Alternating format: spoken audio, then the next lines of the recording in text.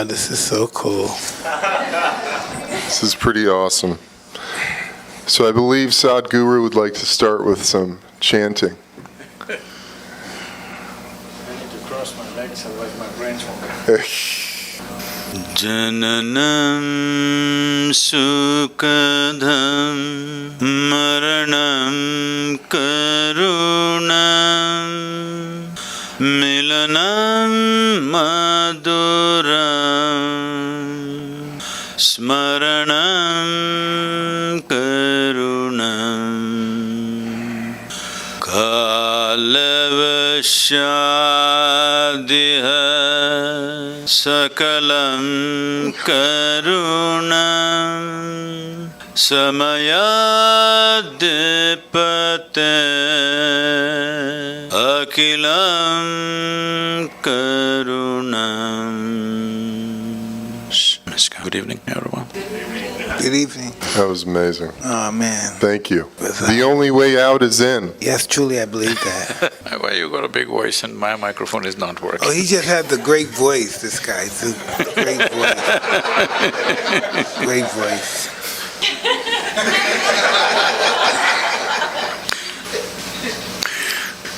May we begin? How is it? Is your mic okay? As long as it's not about, I'm okay. Okay. There it is. There it is. So tell me, what do you think you're here for? What would you think I would want to talk to you about? I'm sure you did research on me, my life and who I am and all that stuff. But what would you think I want to talk to you about? What would you think I would want to listen to you for? Toughest guys in the world get beaten by life. Yeah. You said that was easy, huh? That was so easy, huh? Wow. All my life I thought I was this tough guy. Even recently I was talking about if they say something, I'll blow the brain. And I do all this stuff all my life because I'm afraid. And if you tell me what I'm afraid of, I can't even tell you what. Why am I afraid? I'm successful. I had some hard times, but I came back. But why am I afraid? Mm-hmm. We need to understand this.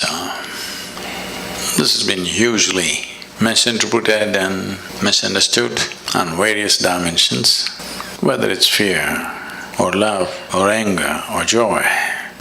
We need to understand it's not about something, it's by itself. It is not that there must be something that you must be afraid of. It is not that there must be somebody that you are in love with. It is not that you are happy about something or miserable about something. You can be simply miserable. Hello? Thanks. Or you can be simply happy. You can simply sit here just by yourself and be very loving.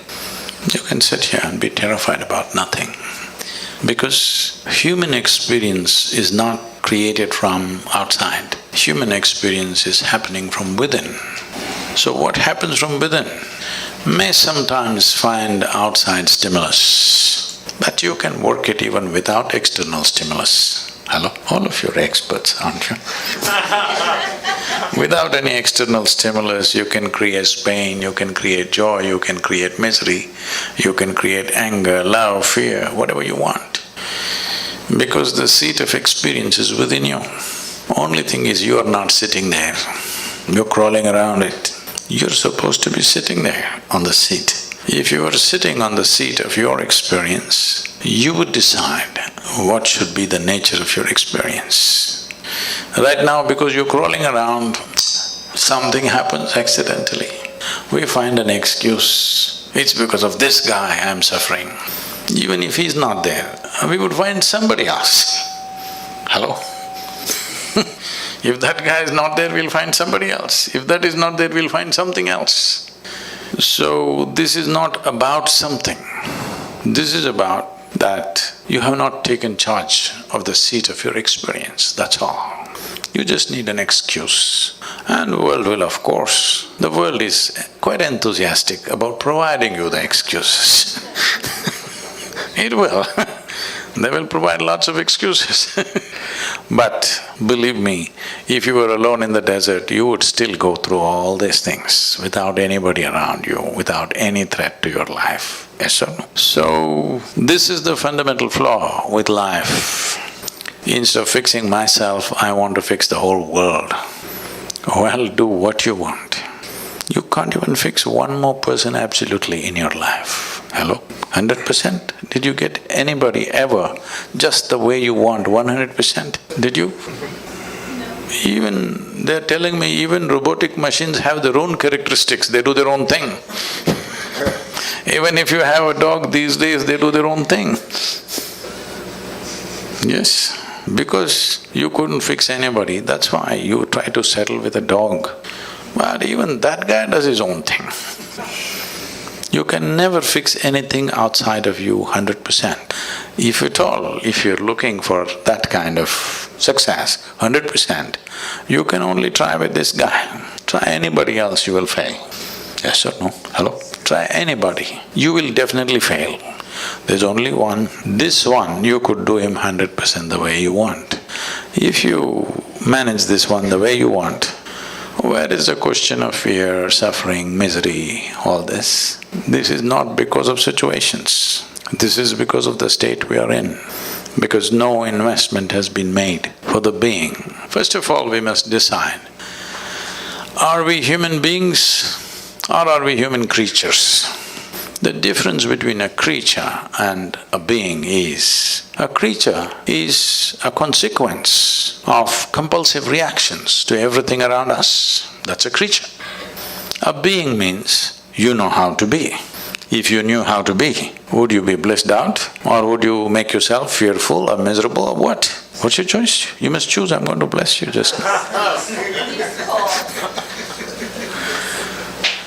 Definitely, highest level of pleasantness, isn't it, for yourself? What you want for your neighbor may be debatable, but what you want for yourself is very clear, highest level of pleasantness. Why such a simple thing is not happening? It is not happening because, we gave you a very complex machine. Peak of evolution on this planet is you. If you were an earthworm, you wouldn't have these problems. Just eating, sleeping, reproducing, dying, you were fine. You're doing great as a creature. But you became human. Now it's a very complex machine. But you don't even bother to read the user's manual. Simply somehow you want to do it. Such a complex machine, if you try to do it somehow, accidentally, oh, it will cause much pain. Unable to bear pain, most people have given up on joy and moving towards pleasure. You must understand this. The need for entertainment and pleasure in the world has increased simply because there's no joy. If really human beings were joyful, they would not need so much entertainment and pleasure in their life. Pleasure becomes a compulsion when there is no joyfulness. And if you don't cause pleasure with something or the other, pain is just waiting in the background, just there. So, fear is not about something. Fear is just your inability to manage your thoughts. They are running away ahead of you. Fear is always about something that's yet to happen, isn't it? Yes. So that means you're suffering something that does not exist. If you suffer something that does not exist, there are medically very bad terms for that. It's not about one human being, it's just literally 99% of the human population is in this condition. Different levels maybe, but 99% of the human population is in this condition. They are suffering things which do not exist. What happened 10 years ago, they still suffer. What may happen day after tomorrow, they already suffer. What happened 10 years ago does not exist right now. What may happen day after tomorrow does not exist right now. But things that don't exist, they suffer simply because two major faculties that you have which sets you apart distinctly from other creatures is, you have a very vivid sense of memory and a fantastic sense of imagination.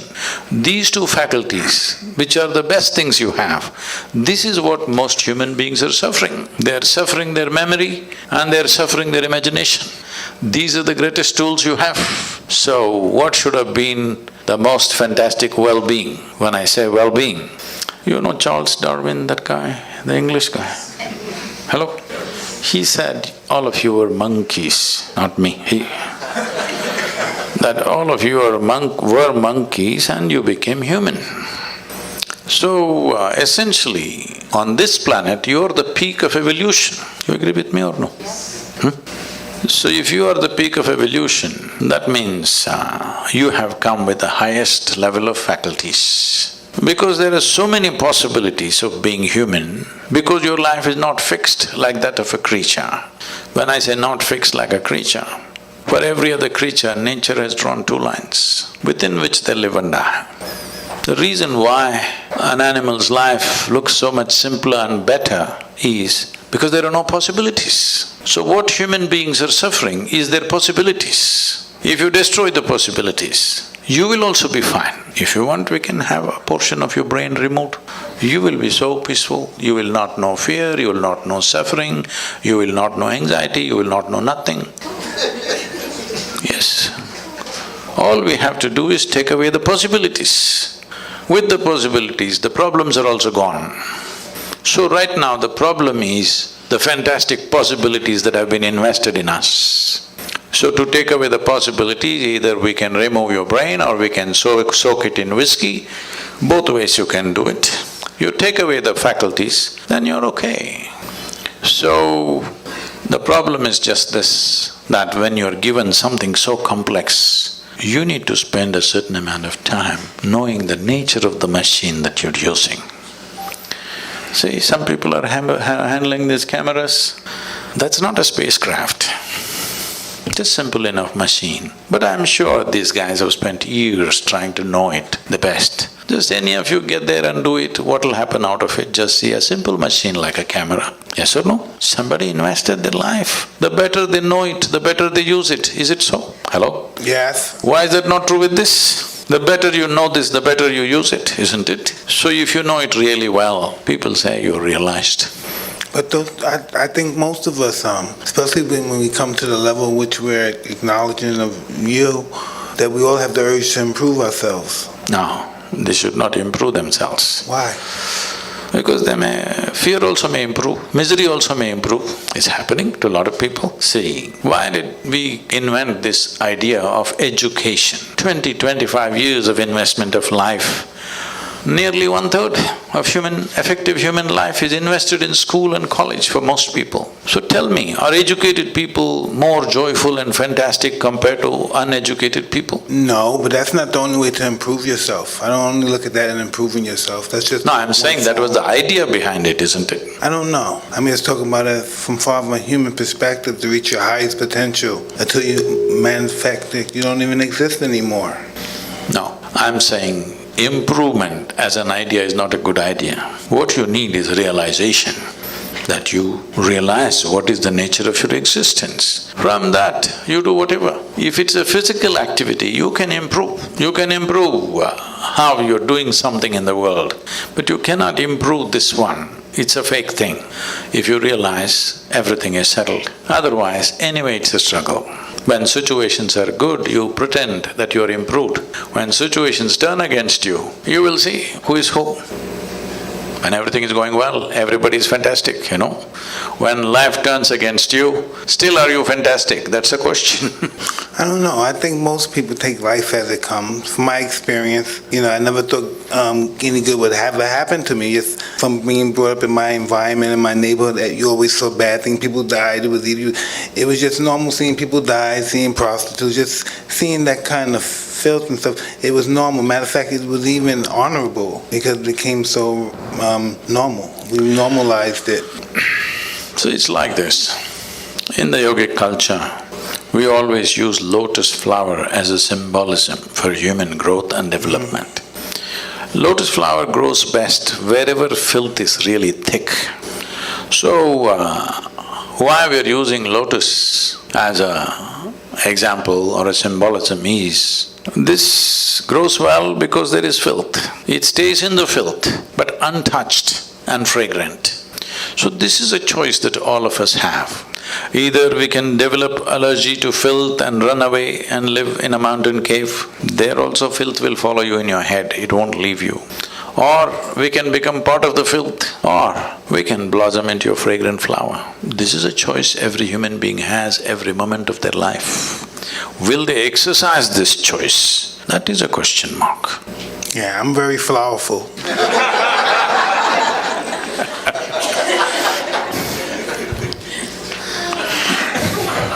Right? Definitely are. You definitely are.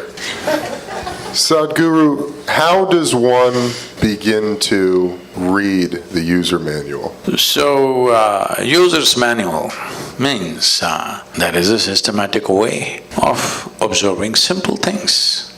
When I say simple things, it is a fact that what you call as myself right now is largely the physical body. This is an accumulated dimension of who you are. You gathered it over a period of time, isn't it? It's a food that you've eaten, it's just slowly gathered. So this is called as Annamaya Kosha, that means this is a food body. So what kind of food you're putting into your system has a consequence. Well, everybody may grow up like that, but the question is it fulfilling the purpose of being a being, human being, not a human creature? Is it supporting your nature of being a human being? That's a question. Well, when it was a question of survival, we ate whatever came our way, that's a different matter.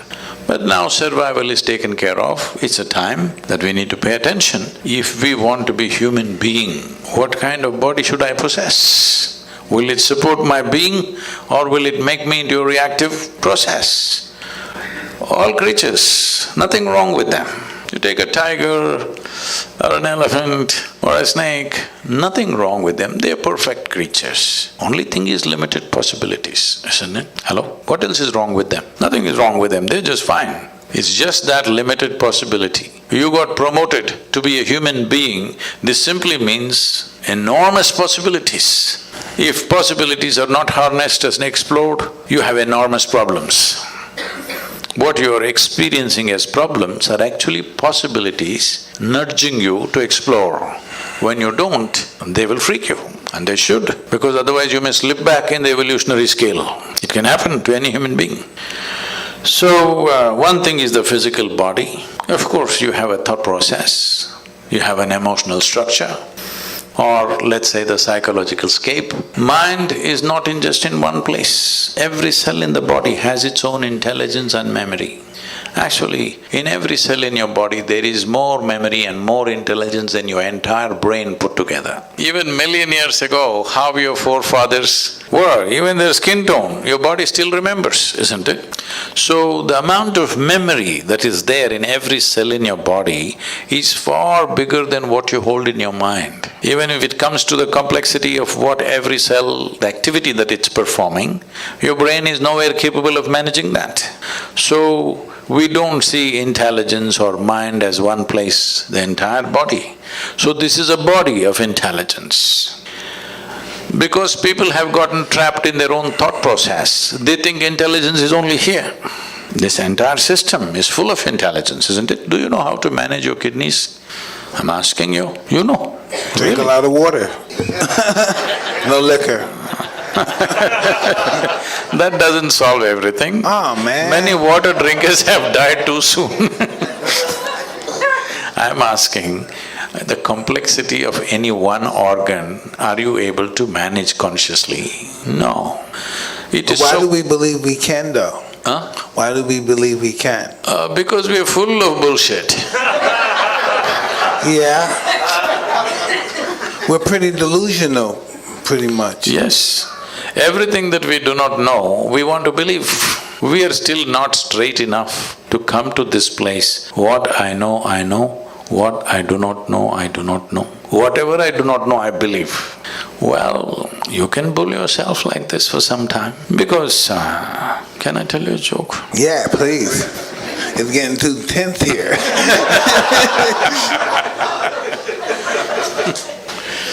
So this happened, a bull and a pheasant were grazing upon the field. The bull was chomping on the grass and the pheasant was picking ticks off the bull, partnership. There's a huge tree at the edge of the field, and the pheasant looked up at the tree very nostalgically and said, "Oh alas, there was a time I could fly to the topmost branch of the tree. Now I do not have enough strength in my wing even to get to the first branch." The bull very nonchalantly said, "That's no issue. Just eat a little bit of my dung every day. You will get to the topmost branch of the tree within a fortnight." The pheasant said, "Oh, come on, what kind of rubbish is that?" The bull said, "Really, try it and see, the whole humanity is on it." So the pheasant started pecking at the dung, and lo, on the first day itself he reached the first branch of the tree. Within a fortnight he did hit the topmost branch of the tree.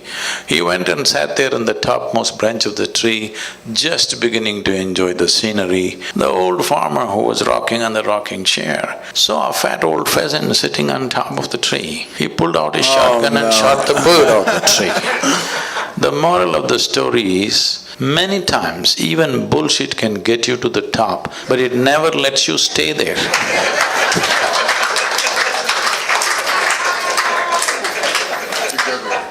So people are trying to bull themselves into well-being.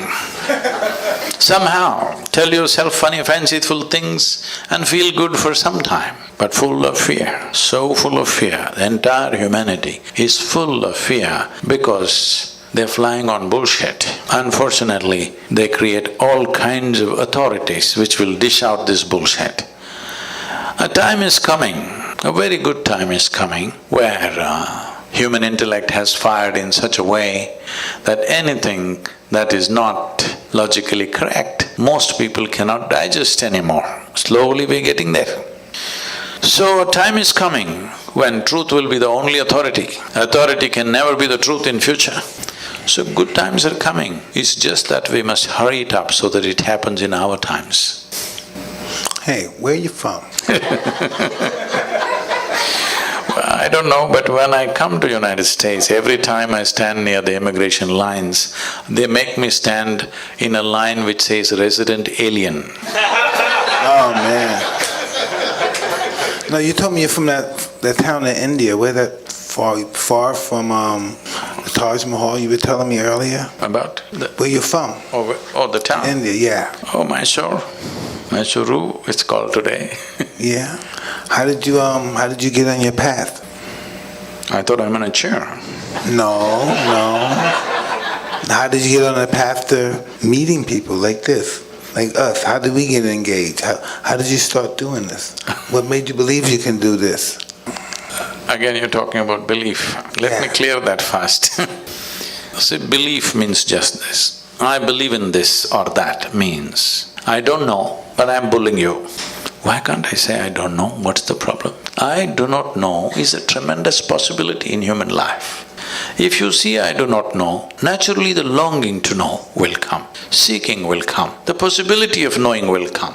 Whatever I do not know, I believe, that means you will never know, you will just go on with your own stuff. So this is why believers always need a flock. But the moment you become a seeker, you become alone. Because if you are the only person who believes something on this planet that nobody else believes, you will feel like a bloody fool. You need 25 people around you who believe the same thing. Now you say, "Eh!" All kinds of rubbish. But when once 25 people gather around you and all of you believe the same thing, boo! Confidence without clarity will come. Confidence without clarity is a great disaster that has unfolded upon humanity. It's mainly because of belief systems, mainly because people have become unwilling to see what I do not know, I do not know. What is the problem? So, in the yogic culture, we evolved a method. We always identify with our ignorance, never with our knowledge. Because in this cosmos, nobody knows where it begins, where it ends. In our perception at least, it's a limitless space. In this space, even if you grind all the libraries on the planet and pour it into your head, still what you know is just a speck in the universe. If you identify with that speck, you will become that speck. Because whatever you identify, you become that, isn't it? But our ignorance is boundless. If you identify with your ignorance, you will become boundless. So, what I am doing is not because of my confidence, because of clarity. I don't have any clarity. I just know what I want and I see it and I consume it. But I don't look at it from a clarity perspective. I don't look at it from a educational perspective. I just know I have to have that in order to establish my life the way I would want it to be.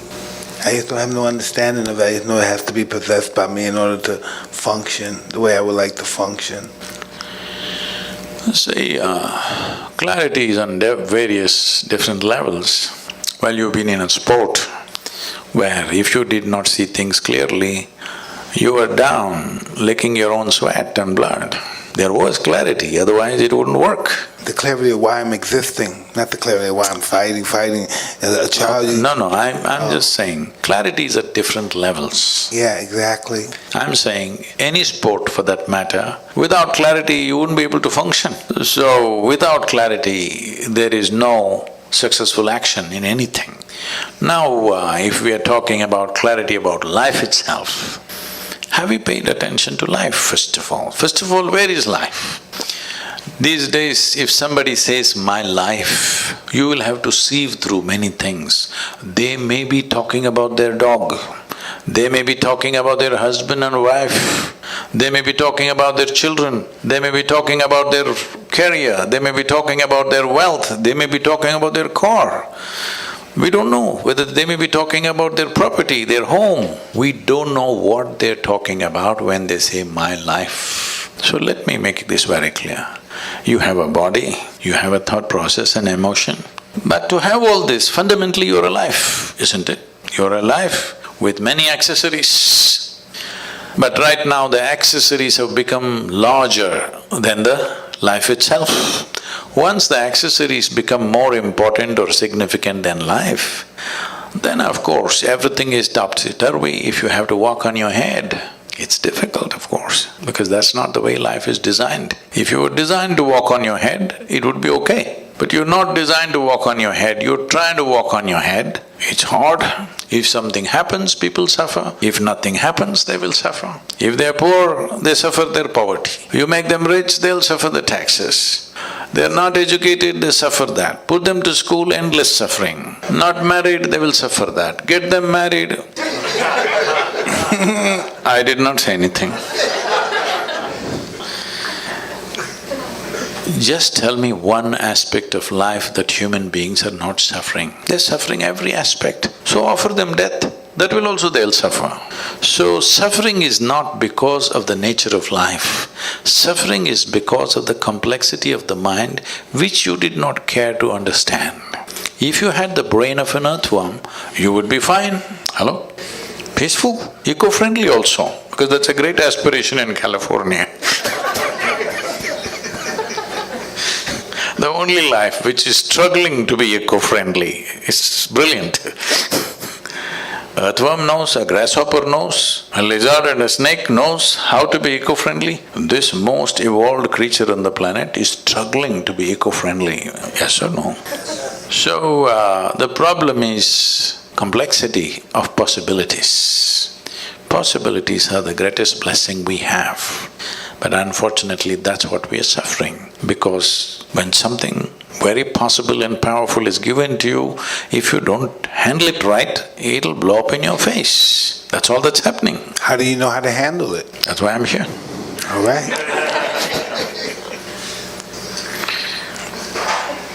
It's not that…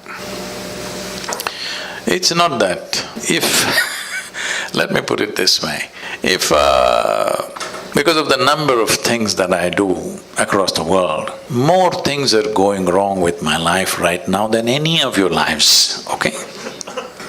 Really, too many things. Just I want you to imagine running a foundation where there are over 9 to 11 million volunteers doing all kinds of things. Volunteers means nobody knows what to do, but they're enthusiastic. Running major projects like this, running massive centers in various places, over 350 centers across the world. If you want to go mad, this is the recipe for life. But you think I will die of stress or madness? No, I'll not. Maybe I'll die of exhaustion, I don't mind. But of stress, no. There are many things. Not everything in your life goes the way you think it should go.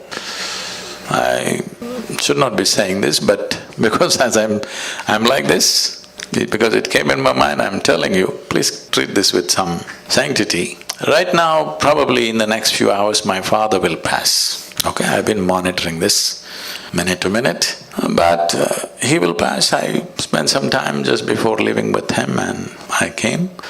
I sent my girl back to be with him. So, I'm sitting here talking to you. I'm fine, haven't I? But does it mean to say I don't care about him? Hello? That's not how it is. A very intimate relationship. But this is how I am. This does not mean there's no love in your heart, this does not mean that you're not involved.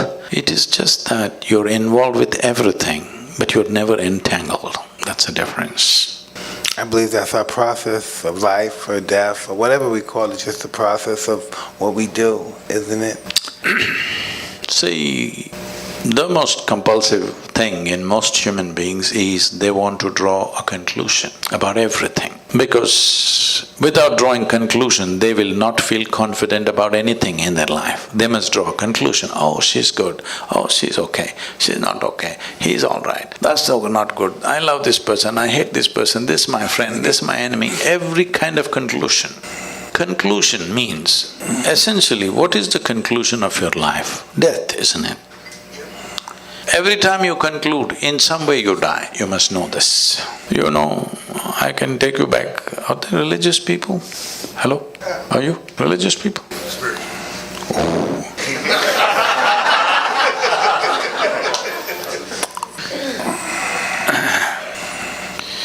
Because people are fundamentally misunderstanding their memory to be intelligence. This is the fundamental problem. Our education systems are designed like this, religious processes are designed like this, largely society is designed like this. Memory is misunderstood as intelligence. If you went to school, I didn't go much, nor did you, both of us are lucky that way. You're right.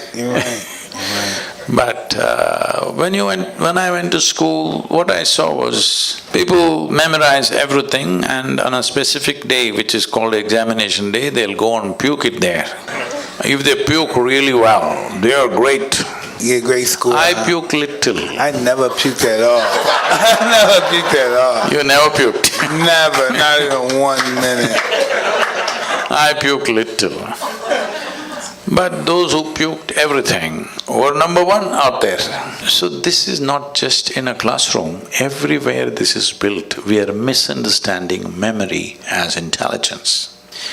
As I said earlier, great times are coming when your memory will mean nothing because there is a simple phone in my machine which has more memory than all of you put together. Hello? So your memory will mean nothing. But if you lose that phone, your memory will be in trouble too. No, we can have it implanted in the skin. Okay. Yeah. So, what we thought as great value, I wanted to understand how this world has been built, these civilizations and cultures have been built. There was a time when nobody could read, all right? So one guy comes and he opens one book, he's got only one book all the time. Well, if you read 10 books, you become a scholar. If you remember 10 books, people say you're a PhD. If you know one book, you become a representative of God. How's this?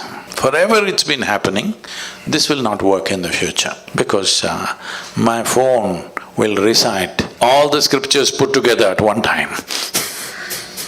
Yes, it will. Yes or no? Just because the guy knew how to read, he was acting like a representative of God. Suppose I came to California 1,000 years ago on a bicycle, when nobody had seen a bicycle, you don't know what it is. I came riding on these 2 thin wheels. Wow!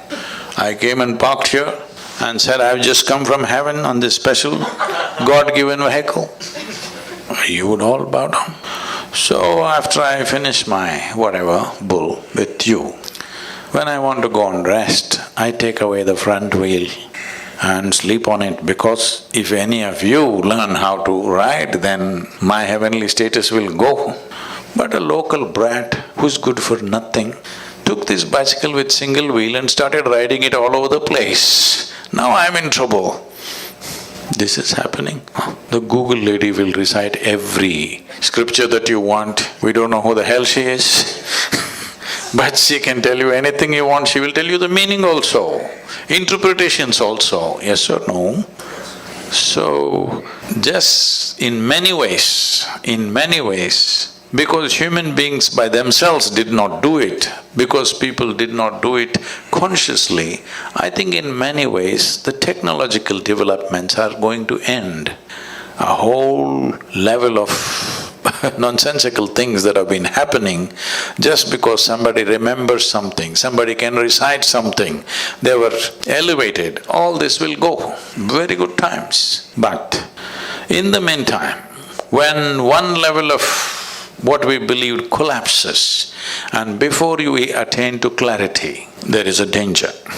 One thing that's happening is, in the world, heavens are collapsing. 100 years ago, how many people believed they are going to heaven? And today, how many people believe they're going to heaven? Has come down dramatically, isn't it so? So, is it okay? Good, yeah. Real good. This happened in Alabama. Well, a Sunday school teacher was going full fire. This is Alabama. Full fire. Unfortunately, the audience were not like you, they were all tiny tots. Catch them young policy. In his rhetoric, he stopped and asked, "What do you have to do to go to heaven?" Little Mary in the front row, she's always in the front row, said, "If I scrub the church floor every Sunday morning, I will go to heaven." Absolutely. Another little girl stood up and said, "If I share 50% of my pocket money with my less privileged friend, I will go to heaven." Correct. Another little boy stood up and said, "If I help those who are in need, I will go to heaven." Correct. Little Tommy in the back bench stood up and said, "You gotta die first."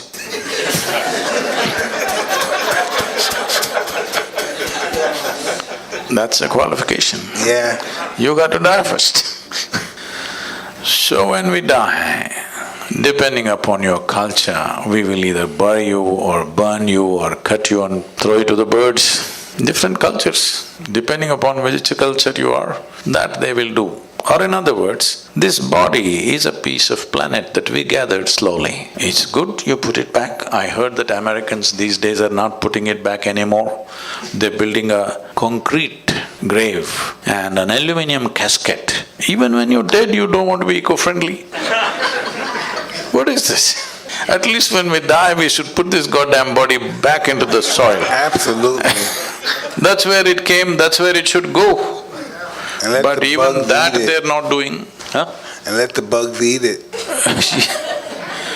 Some people are planning to take it to Mars. Anyway, you left your body here and went to heaven. What is in heaven? You know what's in heaven? You don't know? You should know these things. In the Hindu heaven, food is very good. Good food, Indians, Lives are invested in cooking and eating. In the other place, there are white gowned ladies floating around in the clouds. If you like that kind of ambience, you can go there. In another place, you will encounter virgin problems. If that's what you're looking for, that's fine too. Only problem is, you went to heaven without a body. What do you do with good food and virgins, I'm asking? Hello? These are all problems you have when you have a body. Once you don't have a body, what do? Food, if you put it here, it'll fall down. Hello? No, if you ask these questions, heavens will collapse. Heavens are collapsing. I think nearly 70% of the heavens in human mind has collapsed in the last 50 years. What do you think? Huh? And anyway, let me ask you this. Do you have any proof that you're not already in heaven and making a mess out of it? Do you have any proof? You're already in heaven, but making a mess out of it. Tell me, if you just change the geography of your existence, will everything about you change, I'm asking you? Hello? If you move from one place to another, you think everything will change? No. If this one person changes, everything changes. Doesn't matter where we are. If we raise human consciousness, that is, if we teach people how to sit here and be just blissed out, hello? Look at my eyes, I'm always stoned. I'm not on any of your products, but No, you're not. I'm definitely not. But look at me, I'm always stoned. Because the greatest chemical factory on the planet is here.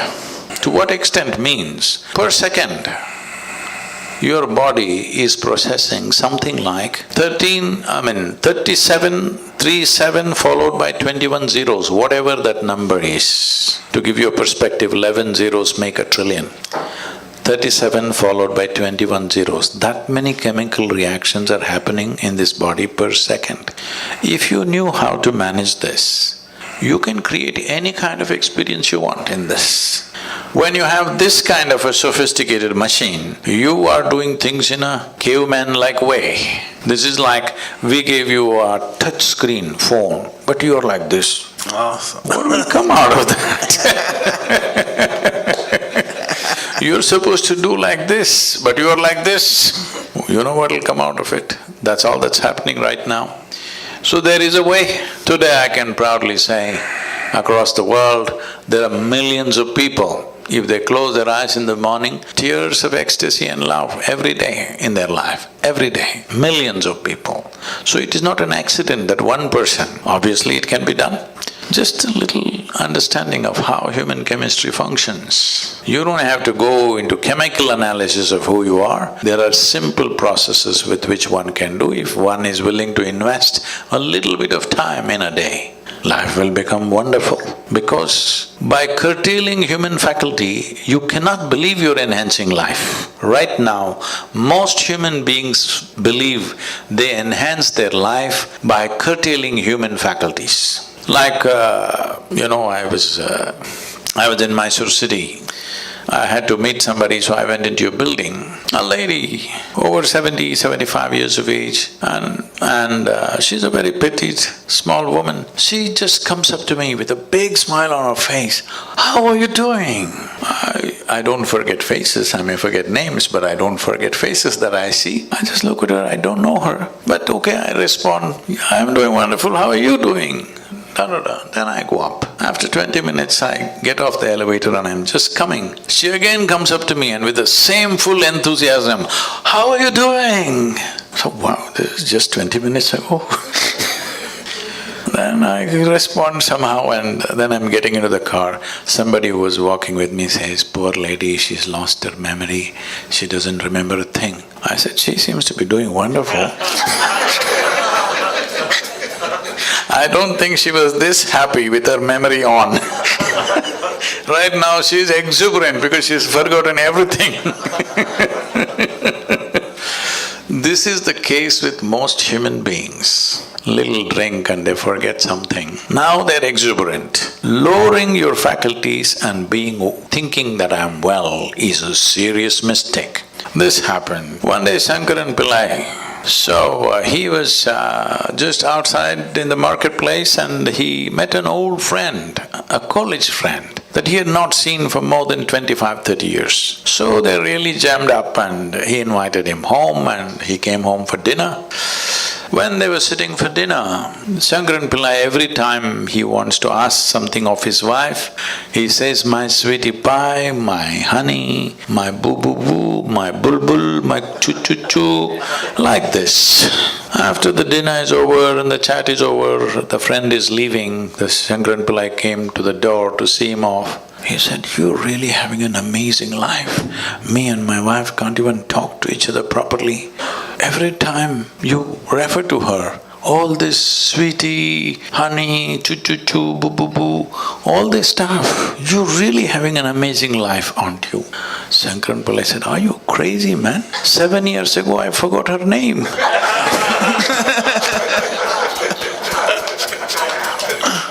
Oh no. So many people are well only when they lose their faculties because their problem is of evolution. Their problem is just that they got upgraded and they don't know how to handle it. So tell us, how many children do you have? How many children do you have? I know you spoke of a daughter. Yeah, we want to know about you. How many children do you have? All right, I won't ask them. No, you can ask. I have millions of them, only one is my mistake. Oh, no, man. I like that one. I like that one. I have many, but only one is my mistake. Okay. Hey, this is really an awesome evening. I can't even believe you're here. I'm just still in a daze. I'm just really happy to have you here with me and my friend, Eben. This is really almost like a dream come true. We saw you and we were just in the stage of just reasoning with enlightenment, and we saw your story, how you became, one day you came and you fainted and you thought you were there for an hour and you were there for like 14 hours. That's my story. Didn't that happen to you? Yeah, so I thought that was amazing, and so I stayed a great fan, and I stayed following you. And then I was talking to Eben, and I would say, Eben, you think we could ever get him down here? You think he'd come down here and talk to us? We never believed you would do it, and now you're here. That's just, man, so mind-boggling. Thank you, really. So now that you asked this question, how to do the user's manual, about on 27th of October was the Diwali festival. It's a festival of lights in India. Because these millions of people have been supporting me, particularly for the river movements that I've been doing in India. 162 million people supported the movement. It's the largest movement anywhere in the world at any time. So with money, with volunteering, in many ways they've been supporting us. So I thought on the festival day, let me offer them a gift. And I said, on the Diwali day, if you register in engineering online, which normally costs $150 per person, I said it's free on this day for you. Whoa! 740,000 people registered. It's cost me a few $1 million now. Now, how do you feel about that? How does that make you feel? It's fantastic that so many people were waiting to do it. So now I'm still in the same mode. So for all of you who are here today, we'll offer in engineering online free if you register before midnight today. That's the user's manual. I want you to understand, life is a certain exuberance of energy and a certain amount of time. This is all we have, a certain amount of time and a certain amount of energy. Do you have anything more? Rest is all imagined, isn't it? So this time is simply rolling away for everybody. We may think of many things, but actually time is just rolling away as you sit here. Since you came and sat here, you are 2 hours closer to your grave, yes or no? Hello? Yeah. All of us. So you can't hold it back, you can't roll it back, time is just going. So the only thing you can manage is your energies. If you keep it phenomenally exuberant, you will know life with a certain intensity. If you keep it low, you will know life in a minimal way. So now this choice is yours. Now let's say time is passing, as the day passes into night, you'll feel a little sleepy. Why? Your energies are like, now you fell asleep. As far as your experience is concerned, you're as good as dead, isn't it? You don't exist, the world doesn't exist for those few hours. But you woke up in the morning, once again the energy has renewed itself, and this is what you call as life. This renewal of energy and exuberance of energy is what you're referring to as life. So, if you want to experience life, if you want to know life, if you want to really ride this wave of life, your energy should be at the highest exuberance level, or should it be put down? I'm asking you. Hi. Hi. So, you mean a different thing by saying hi. Probably the only one that doesn't smoke marijuana or do any of No, I'm not asking you any of those things. So, this… You're a neat trick.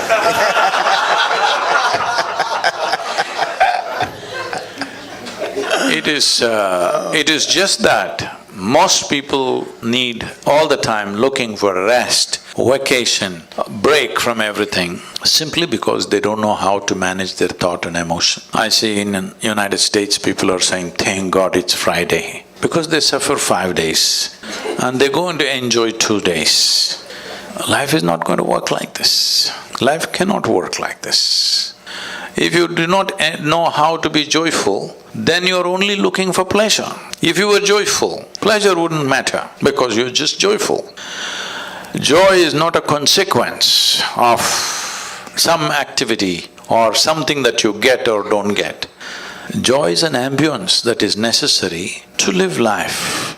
If you do not know how to be peaceful and joyful, well, you cannot even enjoy your dinner tonight, isn't it? Hello? Can't enjoy a walk on the street, can't enjoy the few people who are around you. You cannot enjoy anything, you need all kinds of stimulus to find a little bit of pleasantness within yourself.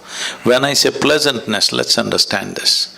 If this body becomes pleasant, we call this health. You want this or no? Yes. You must choose, I'm going to bless you. Yes. You want this body to be pleasant or no? Yes, yes. If it becomes very pleasant, we call it pleasure. If this mind becomes pleasant, we call it peace. If it becomes very pleasant, we call it joy. If these emotions become pleasant, we call this love. If it becomes very pleasant, we call it compassion. If these life energies become pleasant, we call this bliss. If it becomes very pleasant, we call this ecstasy. If our surroundings become pleasant, we call this success. Only to create pleasantness in our surroundings, we need the cooperation of various people and forces around us. But pleasantness of body, pleasantness of mind, pleasantness of emotion and energy is 100% your business. Yes or no? I agree. So, if you want to make this your business, before midnight you must register for In Engineering Online. It's free, otherwise tomorrow morning you can pay and register. Oh, man. That's awesome. Well, this has been such a treat, and before we wrap this thing up, we have time for a few questions. All right. Not you, them. No, I'm just checking if you want. Thank you so much. Sadhguru talked about the Annamaya kosha, which is the body. Kosha, there are 5 koshas in the applied yogic sciences, which work the entire system of the body, from the mind to the heart, to the breath, to the energy, I need all that. and the heart. There are thousands of years of manuals, from classical yoga, which is just meditation, to hatha yoga, to the tantrika, that provide ways of being that Sadhguru has expressed the top of tonight. So it's not an abstraction at all. It's just like what you guys do on Hotboxing, which is break down how you get to the soul of yourself by moving through your ego, by practicing goodness towards others. So That's real tough, too. Difficult process. For me it was, for me. No, the thing is this. Well, just to explain this, as Sadhguru means an uneducated guru. He is not a PhD in all these things. He is unread. I don't know any books. I just know this piece of life from its origin to its ultimate nature. If you want to know life, the only life that you can know is this life. You cannot know another life because you can only experience this one. Can you experience something else? You can only experience this life, if at all, if you experience. So, if you want scholarship, there are many things. But if you want realization, in is the only way out. He's already been espousing that.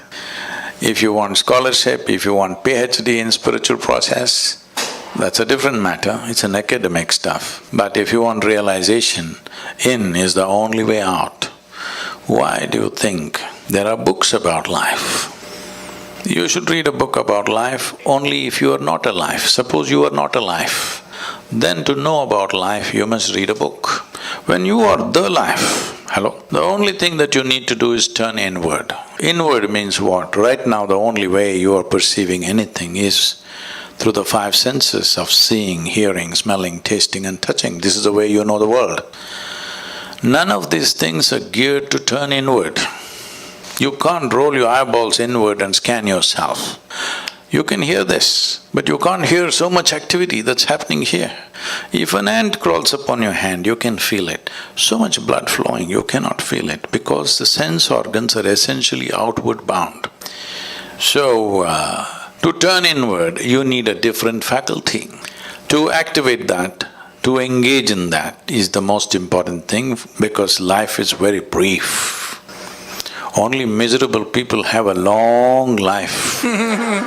If you're joyful and exuberant, it's a very brief life. Yes, it's very, very brief. Have you noticed on a particular day, you're very happy, 24 hours, poof, went up like a moment, you're a little depressed. 24 hours feel like 10,000 years. Hello? Because only miserable people can have a long life. Otherwise, it's a very brief life. In this brief life, the most important thing is, you know the nature of your existence. Don't add all kinds of philosophies to this. This is very simple. It's like you bought a phone, a new phone. Should you read the user's manual in the first 3 days? Or should you read it after 3 years when you're discarding it? This is all. The first 3 days if you read it, you'll use the phone effectively, isn't it? To use this effectively, quickly, as quickly as possible, we must get this. Then we live life without you being an impediment in your own life. Other impediments are always there. Other things are always there, we need to learn to ride it. If you don't learn to ride it, it'll crush you, of course. You see California, people are riding the waves. What is the dream of a wave rider? One day he would like to do the tsunami. Yes or no? One who is really good at it, what is he dreaming of?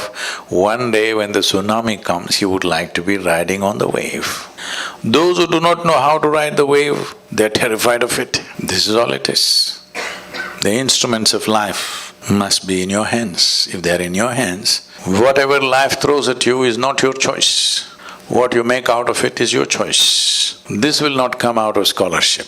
This will come by turning inward. This is why inner engineering. You engineer yourself the way you want yourself to be. I agree. What bothers you, and if nothing bothers you, why not? This is Jim Gray right here, sir, by the way. If you will make the word bother a little more clear, you mean to say why? What disturbs your peace of mind? Oh, nothing does. Because I have not given that privilege to anything or anybody that they can decide what happens within me. So anything that happens surrounding you or affecting you effectively doesn't bother you because you just don't what? What is the mechanism? See, it's just this. As I said just now, what life throws at you is not your choice. It throws all kinds of things. The more active you are, more number of things are being thrown at you. But what you make out of it within yourself is 100% yours, isn't it?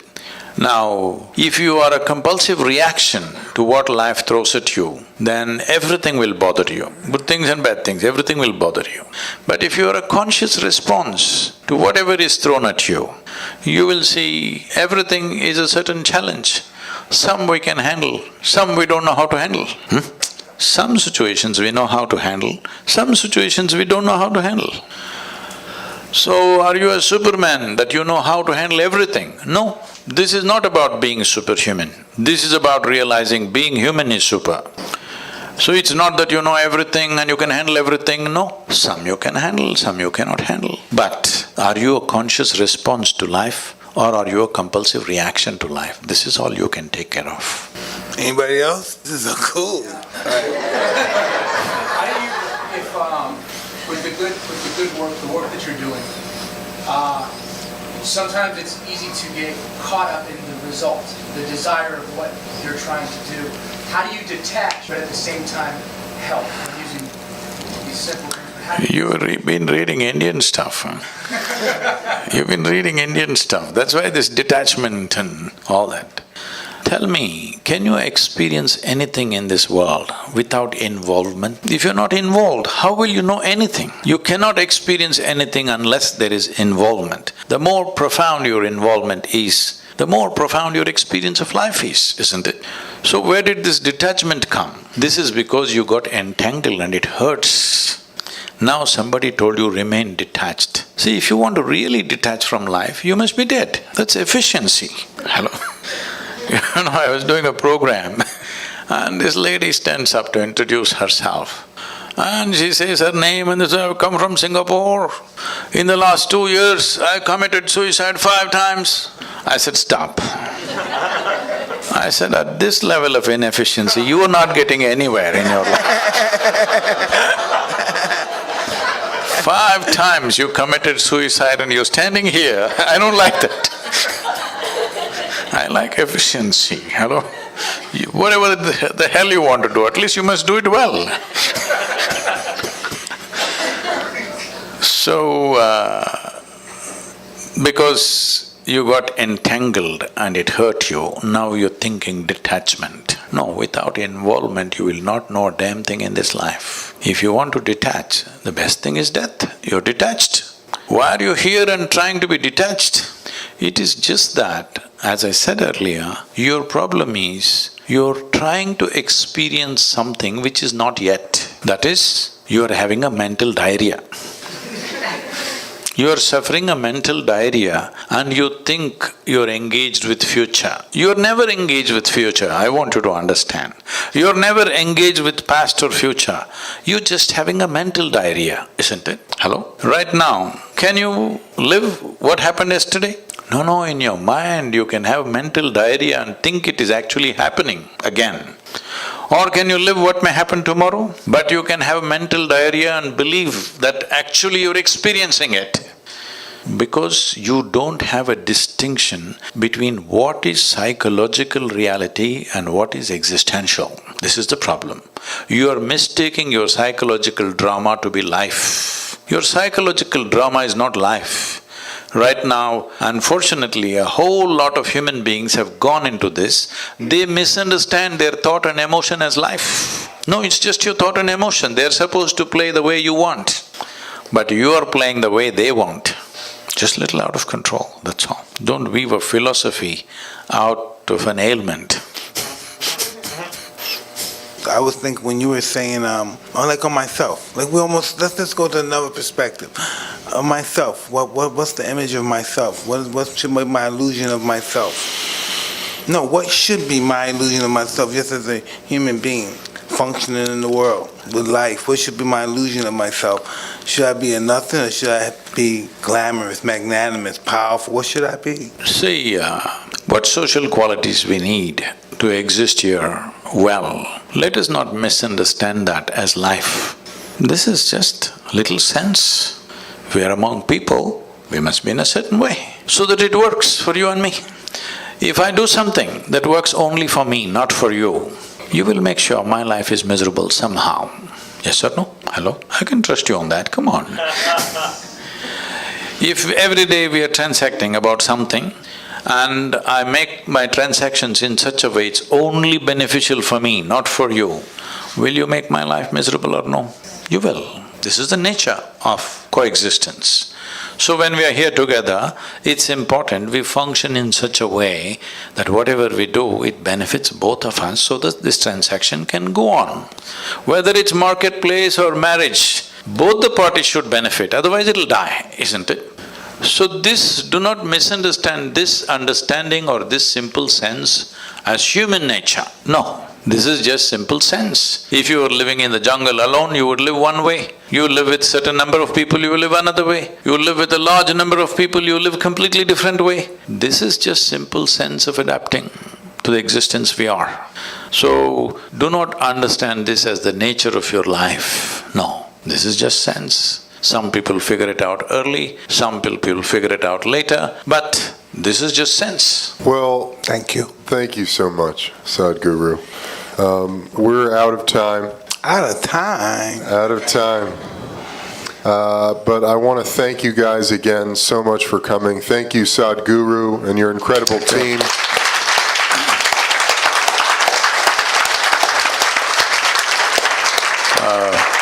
I would like to say it's wonderful to be here. I watched Mike fight way back And this may sound little off, but at that time, there were no televisions in India. We used to get 8 mm films to play on the wall, project on the wall.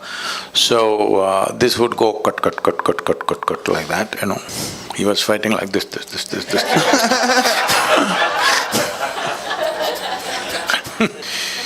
So in somebody's house, we were sitting and watching. We had watched lots of boxing matches at that time because I was this I shouldn't tell you.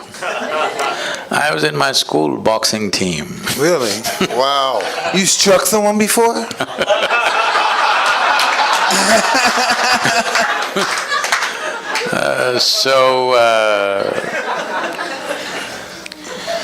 So on that day, when I watched probably the first time when you won the heavyweight, when we saw that and much debate was going on, I said, well, this guy could rule the boxing ring if he only maintains his balance. Because I saw a talent which I was just watching your interview today, which I think you're that wonderful man who took you up and transformed a street brat into your champion. Yes, he did. Yes, he did. He did. So he saw the talent too, I'm sure, and that's why he invested himself. It's fantastic. It's just this, every human being, many things are hidden within every human being. Not everybody, unfortunately, gets the situational opportunities to shine. It's happened wonderfully in your life. Well, other things have happened. Though you came up with utmost disadvantage, you turned that into a phenomenal advantage in some way. But I hope the next part of your life will be more enlightening and more contributing to everybody's life, because whatever talents we have, whatever intelligence we have, whatever capabilities we have, they will find maximum benefit to ourselves and to everybody. Above all, balance. If that one thing is there, everything else will find expression. If we lose that one thing, our talents and our capabilities unfortunately will turn against us. Right now, human beings are only suffering their own intelligence. If they had no brains, they would be fine. They're suffering their own intelligence simply because there is no balance. It is time that all of us in some way bring balance to ourselves and to the world around us so that human genius really flows without too much struggle. Right now, to find expression to human genius, people are going through enormous struggle, and slowly people are believing that unless you struggle, it won't come out. No, it can be done very joyfully, wonderfully, blissfully, if only balance is created. So let's invest in this, that this generation and the coming generations are far more balanced within themselves. If this one thing happens, you will see an incredible generation coming up. Let's all be a part of making that happen, considering being born in an extreme disadvantage and how you turned it into what you did. At the age of 20, being a world champion happened in spite of all the disadvantages. So, all of us together should invest in making this happen for many, many more of the next generation. Thank you very much. Thank you. Thank you. Thank you.